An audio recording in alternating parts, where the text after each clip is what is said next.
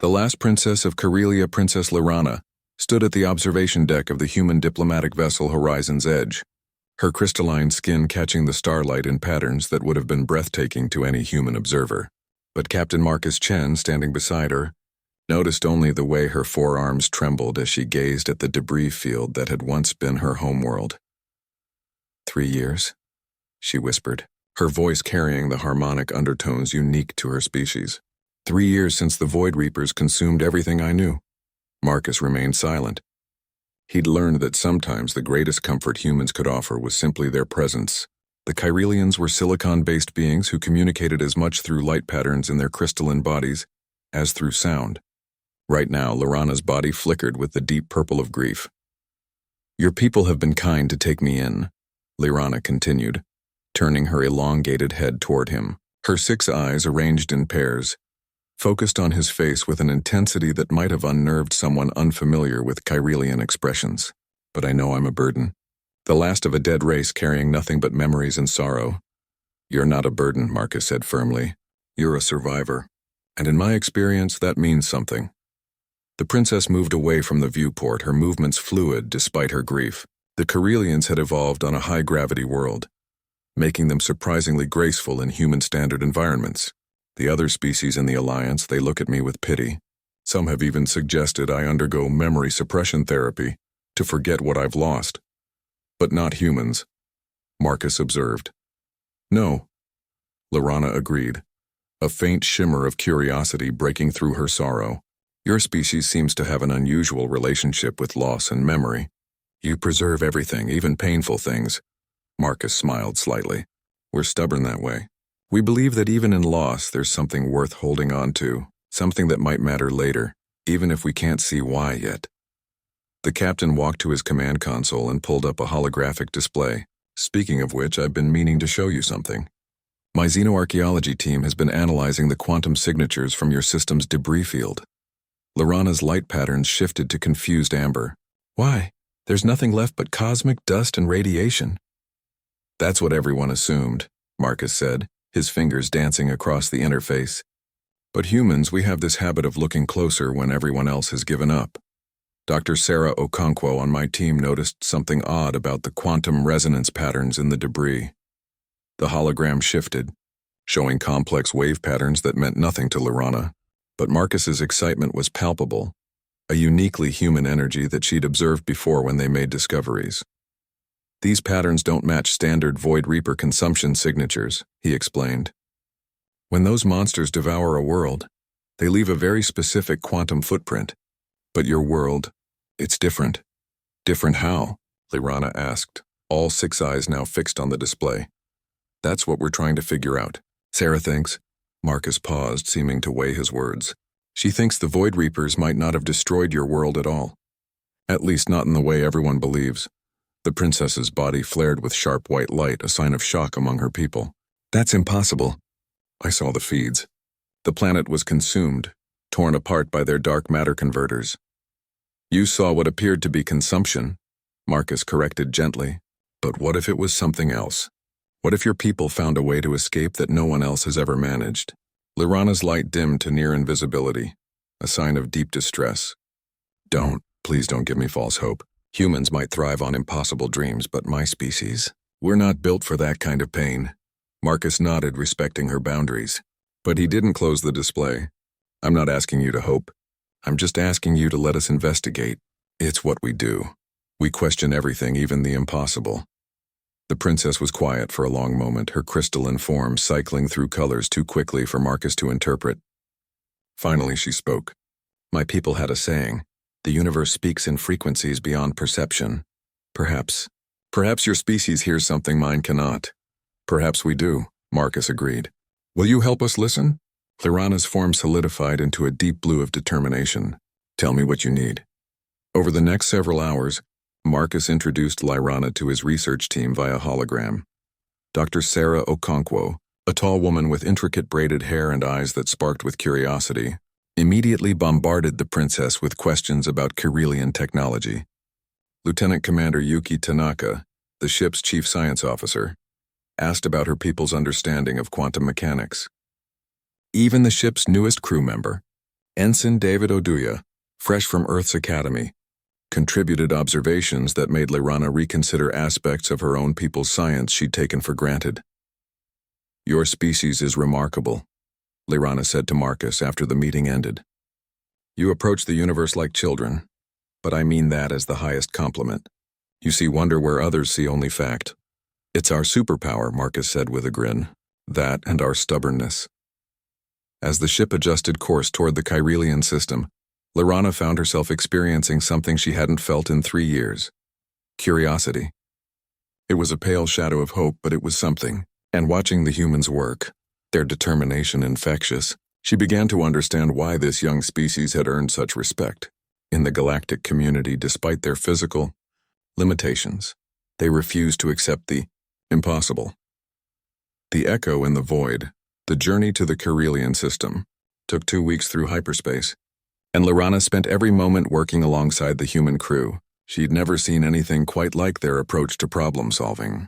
Where other species relied on advanced computers and pure logic, humans seemed to thrive on intuition and pattern recognition that defied explanation. "Look at this," Dr. Okonkwo said, projecting a massive holographic display in the ship's research lab. "These quantum signatures from your world's debris field, they're not random. There's a pattern hidden in the chaos." Lyrana studied the data, her 6 eyes processing information in ways human minds couldn't match. "I see the repetitions, but they don't align with any known Chirelian technology." "That's because you're thinking like a Chirelian," Ensign Oduya said, then immediately flushed. "I mean with respect, Your Highness. Please just call me Lyrana," she said, her form flickering with amusement. "And explain what you mean." The young ensign pulled up his own analysis. "Your people were crystalline beings, right?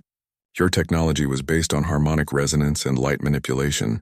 But what if, in their final moments, they tried something different? What if they borrowed ideas from other species?" Lieutenant Commander Tanaka leaned forward. "David's onto something. Look here. These patterns match theoretical models for dimensional phase shifting. It's something humans have been working on for decades without success." "Because we're carbon-based," Dr. Okonkwo added excitedly. "But silicon-based life forms like the Chirelians would interact with dimensional boundaries differently. They might actually be able to achieve what we've only theorized." Lyrana's form pulsed with uncertainty. "My people were traditionalists. They believed in preserving our pure technological heritage. They would never—" She stopped, a memory surfacing. "Wait, my father, the king. In his last transmission, he mentioned Project Resonance. I thought it was about our planetary defense shields, but—" "But?" Marcus prompted gently. "There was a human scientist on our world, Dr. James Harrison. He was part of a cultural exchange program, studying our harmonic technologies. My father respected him greatly, said he brought unusual perspectives." The humans exchanged glances. Marcus quickly pulled up personnel records. "Dr. Harrison was reported lost with your world. But if he was working with your people on something, he would have brought human thinking to Chirelian technology," Tanaka finished. "The combination could have produced something unprecedented." They dropped out of hyperspace at the edge of what had once been the Chirelian system. Where a beautiful crystalline world had once orbited a binary star, now only a vast field of glittering debris remained. The sight struck Lyrana anew, her form dimming with renewed grief. "I'm sorry," Marcus said quietly. "We can take this slowly." "No," Lyrana said, forcing her light to steady. "If there's even a chance my people survived, I need to know." Dr. Okonkwo deployed the ship's most sensitive sensors, instruments designed by humans to detect patterns others might miss. For hours they collected data, the debris field telling its story in quantum whispers and gravitational echoes. "There," Oduya suddenly shouted, pointing at his screen. "Do you see it?" The others crowded around. Hidden in the background radiation was a pulse, regular and deliberate. "It's a beacon," Tanaka breathed. "But it's not broadcasting in normal space. It's echoing through dimensional barriers." Lyrana's entire form blazed with brilliant white light. "That's impossible. No technology could survive the Void Reapers and maintain such a signal."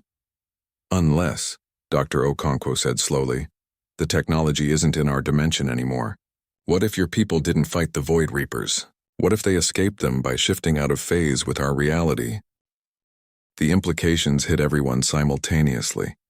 If the Chirelians had successfully phase-shifted their entire civilization to another dimension, They wouldn't be dead. They'd be unreachable, trapped in a parallel space. "Can we trace the signal?" Lyrana asked, her voice trembling with desperate hope. Marcus was already working with his navigation team. "The signal is weak, but it's definitely artificial. And look at this. It's modulated with both Kyrelian harmonic frequencies and human binary code." "Dr. Harrison," Lyrana whispered.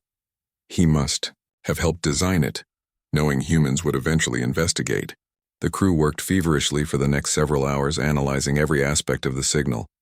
Slowly, a picture emerged that defied everything they thought they knew about the Void Reaper attacks. "The Void Reapers arrived at your world with overwhelming force," Tanaka explained, pulling up tactical reconstructions. "Your people had maybe 6 hours before complete consumption, but these readings suggest they activated Project Resonance in the final hour." "They phase-shifted the entire population?" Marcus asked incredulously. "That would require enormous power." "Power they got by sacrificing their world," Dr. Okonkwo realized. "They let the Void Reapers begin consuming the planet's mass, then used that very destruction to power their escape. It's brilliant and terrifying." Lyrana was processing all of this, her form cycling through emotions too complex for human understanding. "But if they're in another dimension, how do we reach them?" "That's the beautiful part," Oduya said, his young face bright with excitement. "The beacon isn't just a signal, it's an instruction manual. Dr. Harrison encoded it with the specifications for building a dimensional bridge. But it requires both human and Kyrelian technology working in harmony." The princess stared at the data streams, seeing her father's hand in the elegant mathematical structures, and Dr. Harrison's human ingenuity in the unconventional approaches. They knew. They knew that only humans would be stubborn enough to keep investigating, creative enough to understand the clues. "And they knew you'd survive," Marcus added. "You were off-world when the attack came. They must have hoped you'd find allies who wouldn't give up on the mystery." Tears, or the Kyrelian equivalent, drops of liquid light, fell from Lyrana's eyes. "Can we build it? This dimensional bridge?" Marcus looked at his team, seeing the determination in every face. "Your Highness, humans have a saying. We'll cross that bridge when we build it. And we're very good at building impossible things."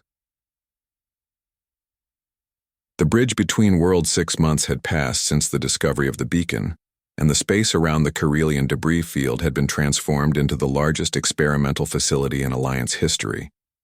Ships from a dozen species had arrived to witness what many called impossible: humanity's attempt to breach dimensional barriers and rescue an entire civilization. Not everyone was supportive. "This is madness," Ambassador Vrosk of the Selenian hegemony declared during an emergency alliance session. His tentacled form writhed with displeasure. "Dimensional manipulation is forbidden for good reason. You could tear a hole in space-time itself." "With respect, Ambassador," Captain Marcus Chen replied from the horizon's edge. "Humans have been told things were impossible before. We were told FTL travel would destroy us. We figured it out. We were told communicating with silicon-based life was impossible. Yet Princess Lyrana stands with us today." Lyrana stepped forward, her crystalline form now blazing with purpose rather than grief. Over the months of preparation, she'd worked so closely with the human team that she'd begun to understand their unique perspective. "My people took a desperate gamble to survive. They trusted that someone would be curious enough, brave enough, stubborn enough to find them. They trusted in humanity. Humanity has been in the Alliance for barely 50 Earth years," another ambassador protested. "Their children playing with forces beyond their comprehension." Dr. Sarah Okonkwo's hologram materialized in the council chamber. "Children ask why and what if without accepting limitations. That's precisely why we might succeed where others wouldn't even try." The debate had raged for weeks, but eventually human determination won out. The Alliance granted permission for the attempt, though most species evacuated the system in case of catastrophic failure. Now Lyrana stood on the bridge of the horizon's edge, watching as the massive dimensional bridge took shape. It was a fusion of technologies that shouldn't work together. Kyrelian harmonic crystals salvaged from the debris field, human quantum processors, Altarian gravitational manipulators donated by the few allies who believed in the project, and at its heart, a power core design that Dr. Harrison had hidden in the beacon's code. Final checks complete, Lieutenant Commander Tanaka reported. The bridge is ready for activation. Wait, Ensign Odia called out. I'm detecting something. Ships approaching. Void Reapers. The bridge erupted in alarm. 3 of the massive dark matter creatures that had supposedly destroyed Kyrelia were approaching, drawn by the dimensional energies. They must have been monitoring the system, Marcus realized. Waiting to finish what they started if the Kyrelians ever tried to return. We have to activate the bridge now, Lorana said urgently. If my people are trapped between dimensions, they're vulnerable. The Reapers might be able to reach them if we've weakened the barriers. But the bridge isn't tested, Tanaka protested. If we activate it with Void Reapers nearby, we could give them access to your people's dimension. Marcus stood, his decision made. Then we do what humans do best. We improvise. Sarah, can we modify the bridge to work both ways? Dr. Okonkwo's eyes widened with understanding. You want to bring the Kyrelians back while sending the Void Reapers away? That's impossible? Marcus grinned. That's never stopped us before.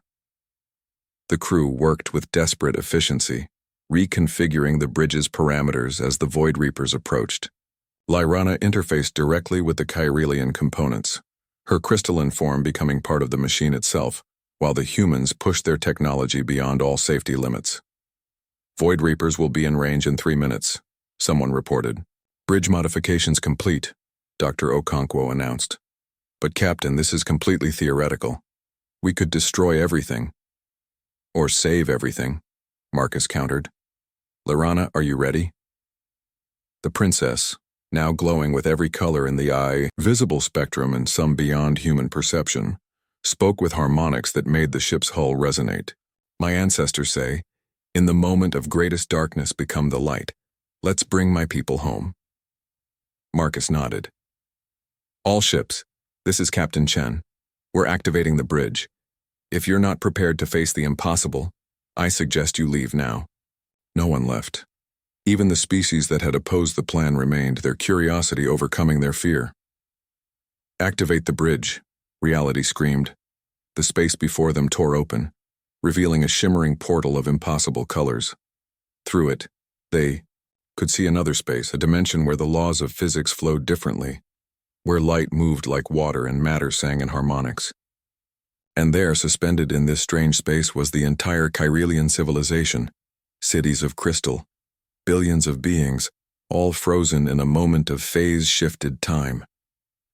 My people, Lyrana gasped, her form blazing with joy. But the Void Reapers had arrived, their dark matter tendrils reaching for the portal. Now! Marcus shouted. Reverse the polarity flow! The human crew executed the plan flawlessly. The dimensional bridge became a two-way door, pulling the Kyrelians back into normal space while creating an irresistible vortex that caught the Void Reapers. The monsters that had terrorized the galaxy, beings of dark matter and hunger, found themselves being pulled into the very dimensional prison they'd forced the Kyrelians to create. They fought against it, their screams tearing at the fabric of space itself. The bridge is destabilizing, Tanaka warned. We can't hold it much longer. Just a little more, Lyrana pleaded, watching as her people began to materialize. Confused, frightened, but alive. Please. In that moment, something extraordinary happened. The other Alliance ships, even those who'd opposed the plan, moved forward. They added their power to the bridge, their technologies interfacing with the human-Kyrelian hybrid system in ways that shouldn't have been possible. Together, Marcus commanded, and for one perfect moment, 13 different species worked as one. The last of the Kyrelians came through just as the final Void Reaper was pulled into the dimensional void. With a flash that would be visible 3 systems away, the bridge collapsed, sealing the monsters in the prison they'd inadvertently helped create.